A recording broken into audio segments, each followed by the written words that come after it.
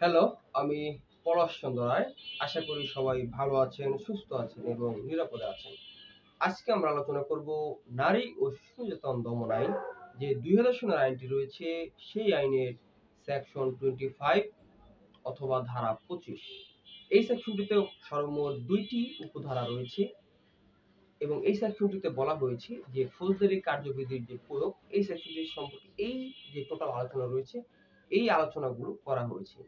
একই বলা হয়েছে যে অন্য এই আইনে যদি ভিন্ন কিছু না থাকে, মানে অন্য কিছু যদি বলা না থাকে, তাহলে যে অনুসারে যে ফৌজদারি কার্যবিধিতে যে অনুসারে তদন্ত, বিচার, মামলার যে নিষ্পত্তি হয়, সেই অনুসারেই এই ট্রাইব্যুনাল করতে পারবে।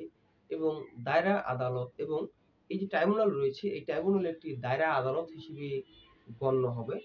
এবং দায়রা আদালত যে বিচার প্রক্রিয়ার মাধ্যমে যে সকল ক্ষমতাগুলো পেয়ে থাকে, ট্রাইব্যুনালও সেই সকল বিচার করার জন্য যতটুকু ক্ষমতা দায়রা আদালত প্রয়োগ করতে থাকে, সেই হিসেবেও ট্রাইব্যুনাল সেই সকল ক্ষমতাগুলো সে প্রয়োগ করতে পারবে।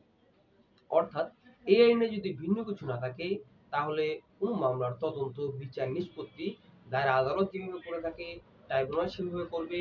ট্রাইব্যুনাল একটি দায়রা আদালত হিসেবে গণ্য হবে এবং ট্রাইব্যুনাল বা দায়রা আদালত যে পরিমাণ বিচারের জন্য যে পরিমাণ সক্ষমতা রয়েছে বিচার পরিচালনা করার জন্য, ট্রাইব্যুনালও সেই যে বিচার করার যে ক্ষমতা রয়েছে, যা কার্যপ্রণালী অগ্রগতি করার যে ক্ষমতা রয়েছে, সেটি ট্রাইব্যুনালও থাকবে।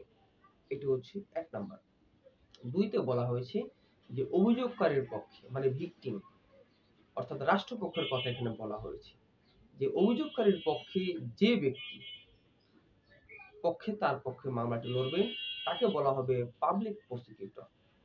হ্যাঁ, যে সাবসেকশন ২ রয়েছে বা উপধারা ২ রয়েছে, এই সেকশনে বলা হয়েছে যে ভিকটিমের পক্ষে বা অভিযোগকারীর পক্ষে যে ব্যক্তি মামলাটি পরিচালনা করবেন, তাকে বলা হবে পাবলিক প্রসিকিউটর।